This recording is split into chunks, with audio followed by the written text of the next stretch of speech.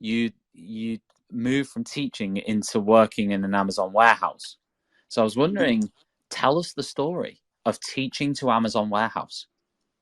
But it was slightly unexpected in some ways. But I have been in teaching until last summer. I'm a primary teacher, and I taught for 24 years, and ended up being the head teacher of a small primary school, where I still had a teaching commitment every week, and still taught a year 3 and 4 class for a day, and then dotted around the rest of the school. I genuinely thought I was probably going to be a lifer, that I was going to carry on until I was pretty much 60. But things changed. I think it's not just due to COVID. I think there have been changes in education, which I don't think are for the better. But what I'm going to say is from my perspective, it's kind of like my lived experience. I know it may not be the same as others, and I do want to make clear that I have no particular axe to grind, Tom. I'm not a member of a political party, and I never have been, Yeah. and I'm sure I never will be. Um, but I was someone who I don't. It sounds like you, from the conversation before with your mum being a maths teacher, there is a genetic side to teaching, isn't Well, my dad was a teacher as well. He was history. So, there? Yeah, and my my grandparents and every single one of my uncles and aunties, and basically everybody, which is there's no escape really, no, is there? I mean, there my was my never going to be an escape. my mum was a primary teacher. My dad, for a short time, was actually a secondary maths teacher. My aunt was a teacher. My wife was a teacher for quite a while. It was something that I kind of slightly avoided until I felt it was right for me. And uh, this is probably the same for many teachers. Is that the reason I got into it was because of my teachers at school. I look back and I think back to Miss Hayden, Mr. Baker, and Mr. Gross, who were my junior teachers, and I just loved school at that stage. So eventually went into it in the late 90s. I taught in inner city Bristol.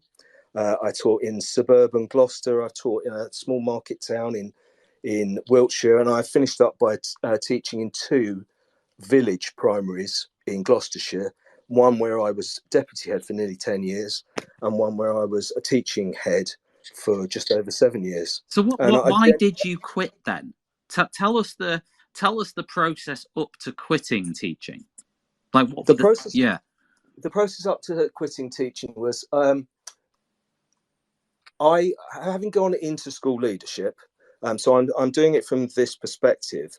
Um, I have actually felt, and I've seen a difference in the way things have changed over the last quarter of a century, and largely, I have to say, Tom, it was a case of feeling disrespected, of feeling disrespected as an individual, Yeah. and feeling disrespected as a profession.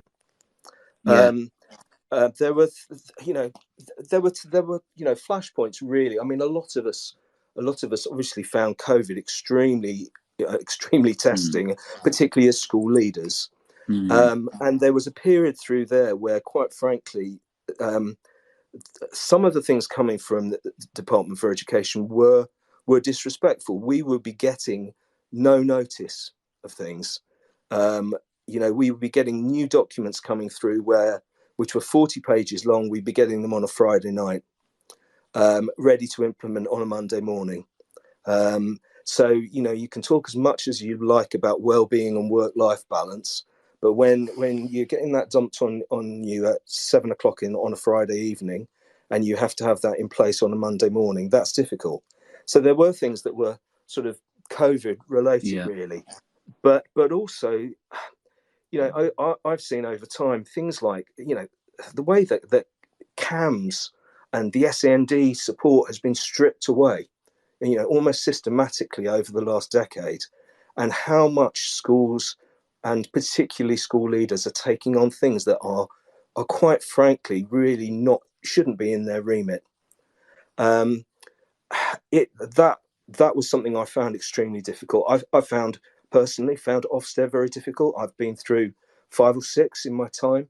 Some of them have been positive, but some, a small primary school where the lead inspector was a secondary school a specialist who had never taught primary and had never been in the hot seat. Yeah. So there's a feeling of disrespect that goes on, and it's general. I look at, I'm in contact with some of my colleagues, and I despair for them at the moment when it comes to budgets. But I can remember the days where you used to know your budget back in February, and you could set your budget, and there's the whole ethos has changed. Where, Tom, what is 80% of any school's budget? It's the staff, isn't it? Yeah. It's your staffing costs, and you can get to you get to the end of the summer term, which is 4 or 5 months into the financial year, and you still don't know your staffing costs. So that means over the summer holiday, you and your finance officer or whoever it is have to work on it and try and square the circle because you've employed staff for September. Yeah. So there's things like that which the way that support has been stripped out, particularly in things like CAMS and SEND, the way that I think that school leaders are being treated. I actually, I found that it was disrespectful, and it really wasn't good for my mental health at the time. I'm quite open about the fact that the last 6 months that I was ahead, I was there on antidepressants. I was just about getting through, and as soon as I had stepped away from the job and I had nothing to go to. I'm 51. People keep asking me, "Oh, how are you finding retirement?" And I'm thinking, "My goodness, do I look that old?" But I stepped away, and as soon as that happened, the pressure of the stress of the job just melted away almost instantly, and then my new adventures began. Well, that was, I mean, yeah, you've really sort of hit on so many different pinch points there of why people quit or the journeys people go on towards quitting. But I suppose to throw that in as well, a lot of what you said there, surely that was there when you started anyway, if that makes sense. Like there must have been some things that got much worse. I mean, you've sort of touched on that, I guess. You've said that, the cams and the sort of lack of support on send and whatever, but there's some things there that you discussed that you'd imagine would have been there since you started. I think, yeah. I mean, things did change. There was a point where lots of money was being pumped into education, and then it felt that things were being cut back. I wasn't just working within like the bounds of my own school. I used to work with the local the university on the primary partnership board, training students. So I saw what was going on with them. I was also a member of the schools forum, which basically liaised with the county council that we had, which was to do with schools budgets. And I saw the pressure that particularly SEND and special schools were under. And I think, from about, I'm guessing sort of 2015, 16, I did notice things get significantly worse. Yeah, I'm sure there always were problems before, Yeah. but it felt that more and more is going onto the shoulders of people in schools, more and more responsibility, with less and less resources going in that direction. And personally, it's not just me. I think I was working within a cluster of small village schools, and there were 6 schools, 5 of which had substantive heads, one which shared with someone else. But in 2020, all 5 of those heads left. Wow. And only one of them was a genuine retirement. So how do you replace that then? How did they replace that? Well, they have replaced them, and good on the people coming in. And one of them was my deputy. Yeah. And I'm so glad that she stepped up. And there were others that came in as well. But I think what happened is people got through the pandemic as it was in school, 2020, 2021. And by 2022, there's a lot of people that were pretty exhausted. And it was felt like we've steered the ship through, but no more. So you decided to obviously leave, and can you talk me through the bit when you actually said I'm off, and what was the reaction to that when you did that? And then I want to know sort of the path between that and ending up working in an Amazon warehouse. Yeah, I mean, I was so lucky that I had a fantastic governing body at school. My chair of governors, she was absolutely marvelous, and the staff in many ways were not relieved that I was going. I don't think I was that much of a pain in the neck to them, but they were kind of relieved that I had made the decision, because they could see that it was taking its toll on me. And I felt that for the last 5 months that I was there, I was able to enjoy myself. I was going to go back to the core purpose, which was the children and the staff team, and not be distracted by some of the other things that were going on around. So we carried on taking the school forward, but then it was a case of I felt that I left the school in a better place than it had been when I'd taken over 7 years before. And then I just took some time.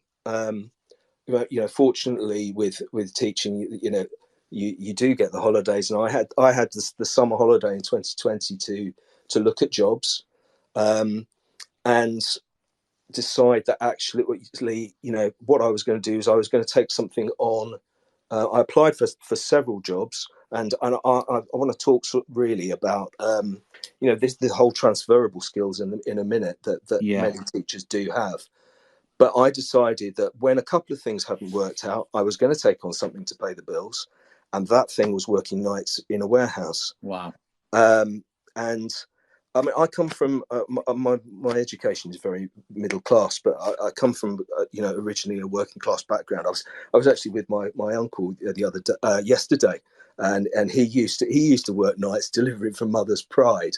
So that kind of thing is not alien to me. So, but having gone in, the freedom that I had in working there has just been a bit of a revelation. And people turn around to me and say, "Oh, it sounds like they're an awful organisation to work for." And I honestly say to them, I feel that I'm treated with more respect, 10 times more respect than I was, particularly by the powers that be in education. And I have applied for other jobs. I have looked at other jobs, because my wife has really kind of blazed the trail for me. She was an infants teacher, key stage 1 teacher, and early years, and she left the profession in 2016 and has gone on to work in the charity sector, and she currently works as medical secretary and is absolutely loving it. The NHS has its own difficulties and stresses, but it's very different. So I could see what she'd done.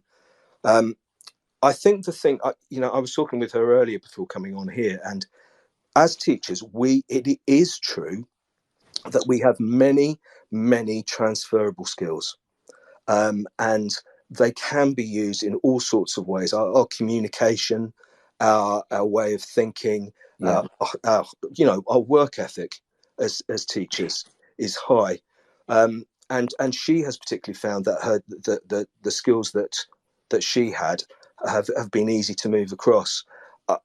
I have found that actually some employers in different fields are less willing to take a chance. It may be because I'm into my 50s now, less able to take a chance. But actually going to work on what was purely a temporary basis for up until Christmas, just to tide me over, has been a real eye opener. Do you feel like, I know you talked about the lack of respect and so on and so forth, but is it also about the stress as well?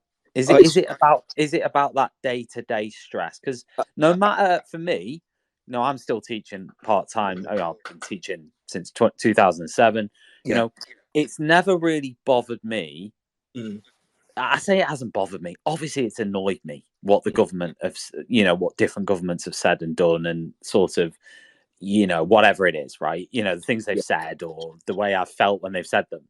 But when I go into work, it's almost like that part is just, I'm too concentrating on what I need to do in front of me. What led to me quitting teaching twice?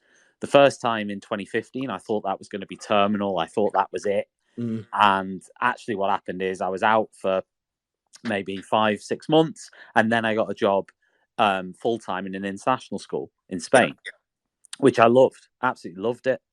And then I left that school to another school, which was in a different way, like very, very tough. And I then left that school. But to be fair, that second time, I didn't think I was leaving teaching. I was just leaving that school. And then since then, I've had lovely sort of, temporary contracts, a maternity contract, part-time contract, and that's pretty much 2019 to now. But for me, when I wanted to quit in 2015, it was about the stress I felt on a day to day. That's what that, and it wouldn't matter really to me what the policies were, although it had to be said, some people dealt with those policies in a bad way. They sort of made those policies even worse than they already were. But ultimately, it was about the demands of the job when you were in there. Yeah, and there were certain aspects of it that always were hard. I think because I'm seeing this from a school leadership perspective, I know that many people would be thinking about this.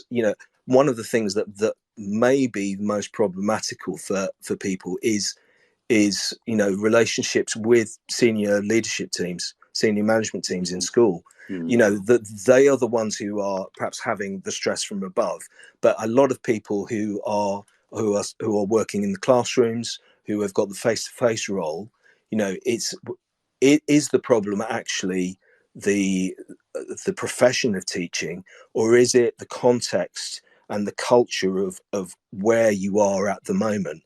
I found it really interesting to hear you talk about international schools, and is it the local context of the school that I'm in? Is there something going on? Do I not like the atmosphere? Do I not like the culture and ethos?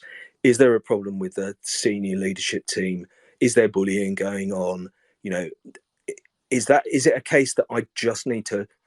I still love teaching. I still want to teach, and my option is, if as best as I can, to do it somewhere else, whether it's on a local basis or whether, as you've talked about, whether it's on an international basis. Is that is the problem with my location rather than my profession, or is it with the profession itself, and that I just can't carry on doing this? I think more people in the UK, and I have to say England in particular, because I've also taught in Wales, and that was different to England. But let's say England in particular, there is a proportion of people, particularly at leadership level, who for whatever reason buy in more to the messaging. Yeah. And when they buy into that messaging about outcomes and standards and Ofsted and whatever the messaging is, and that messaging is a bombardment. To be fair to them, it's not as if there's a day that goes by when they're not being bombarded. You've been a school leader, so you know this even better than I do. But I can imagine that it's a bombardment of messaging. But equally, there are those in England and the UK who will buy into that messaging. And what that then means is that pressure is passed down the chain. Absolutely. And in international schools, that simply, generally speaking, isn't the case. There are many reasons for that. There are many, many reasons for that. One is, of course, that, they can't just sort of it's a different model. You know, the best way I can put it is, when I moved to Spain, me trying my best was more than enough. Yeah. And I didn't feel like that in the UK. I felt like a lot of the time, I felt like my superhuman efforts were still not enough. Yeah. And that then, of course, leads to burnout. Yeah. And eventually, because you can only sustain that for a certain amount of time. And when I went to Spain, and taught in this international school, British international school, it was a good school, by the way. It wasn't as if suddenly the sort of professional standards went out of the window. And what it said to what it sort of said to me was, it is possible. What happens in the UK is not what, when I was in the UK, it's almost as if I considered that to be what had to happen for things to work. And once I went international, had that experience, and also the experience of the few months I had prior to that, when I was exploring a couple of schools on supply, and I took a step. I sort of reassessed, basically, and then when I had this international school experience, it was like, hang on a minute, right? I didn't need to do the things I was doing, but I was convinced and almost brainwashed into thinking that to be successful as a teacher, that's what I needed to do. It was almost like I was brainwashed into it, not just by government, but by the whole of the education culture that created this pressure pot of, unless you can reach these ridiculous levels, you are not good enough. And suddenly I went international, that was stripped away. And I'm guessing that you working in the Amazon warehouse is probably, albeit a very different context, a similar thing. Yeah, it's yeah, and this is not to say that there are wonderful schools out there with wonderful leadership teams, and I was in 24 years. I was privileged that I worked in 3 fantastic settings that where I just loved working with the staff, and everyone was pulling together, and they were genuinely happy places, and the leadership were able to.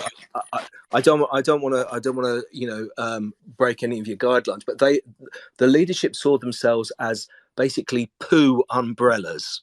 They, I would use a stronger word than that, but they basically were able to shelter some of the staff from some of the things that rained down from above. So there are many places like that, and I have worked in them, but I absolutely get your point about the culture that we have in this country. I mean, what I said was more. I didn't say all. Yeah, I said more. It is more likely you will encounter that culture. And also, some of the things that exist in the UK do not exist in the international sector, Ofsted being one, which is, in my opinion, not the opinion of Teachers Talk Radio or even some of our other hosts, but in my opinion, is part of the sort of that part of that that thing that creates that culture of pressure and excessive pressure and excessive having to be superhuman every day, right? To survive, right? And that's my opinion. But anyway, either way, do you find, you mentioned the pay with the Amazon warehouse? Can you tell us a bit about that side of it? Yeah, I'm having sat down and made the decision that I wasn't going to be, working in schools anymore. It was a case of, well, what is it that we need, to survive, and actually just to be able to live enough, and to live a little bit more. And I'm without giving away too many things, my basic pay is equivalent, is outside of London, is equivalent to a teacher who's on about M3. But I work 40 hours a week. They've been trying to ring me tonight to come in because I'm not due to go into work till tomorrow night. But I have unlimited overtime, which I tend to build up and have nice holidays with. It's the freedom that I have as of having moved out of, and to do something that is completely different. It is the stress, and it's not something I really expected in many ways. I'm not expecting to love the work that I do, and perhaps to get some of the fulfillment that I had when I was particularly a class teacher, because I still believe that that is one of the greatest jobs in the world. But there's a point where either kind of mentally and physically and emotionally you cannot continue, and I, it's just little differences. Before I started listening to the program at the beginning. I'd done something that I would never do when I was in teaching, in that I was the one that cooked the evening meal, and I was present, and I was present both physically and mentally. 2 weeks ago, I had the joy. We went to Cornwall for a week. Term time holidays are a great thing, but during a holiday, when I was teaching, I would, particularly when I was in school leadership, I would have been secretly checking at what my emails. Is there anyone that's causing a bit of hassle? Have we got families for whom we've got something safeguarding has come up? There was never any downtime, and that's what I have now. Complete downtime, really, for nearly half of the week in action. So there are other jobs that I looked at, and I thought, well, can I transfer my skills that I've learned in teaching and training and mentoring and communicating? Things didn't work out, but I've now got to the stage where I am one of the trainers for new hires that come into the house. So I'm still, and people go, have you been a teacher in the past? Yeah, sorry. Yeah. It's like, you can't get, you can take the teacher out of the classroom, but they're still a teacher, deep down after all. It is difficult. I mean, I know the title of this is "Should I Quit Teaching?" and I would be the very last person to tell anyone what to do. And I can only speak from my own personal experience, but I would say to people, is it the culture of your school and your locality? Do you have the freedom? I live in Gloucestershire, so Wales is a stone's throw away for me. But if you're in the middle of Birmingham or Norwich, you're not going to be able to go and work in Wales or Scotland. And many people are not going to be able to have the freedom to go and teach internationally as well. I recognise that, but is there something you can do by going somewhere else first of all, if you still have the love for teaching? And if not, it is scary. You have to make some hard decisions. I don't underestimate that. I am the main earner in the household, and it has been, it's difficult and tough decisions have to be made. But it is possible. There is life outside teaching. We aren't indispensable except to those that love us the most. And also there is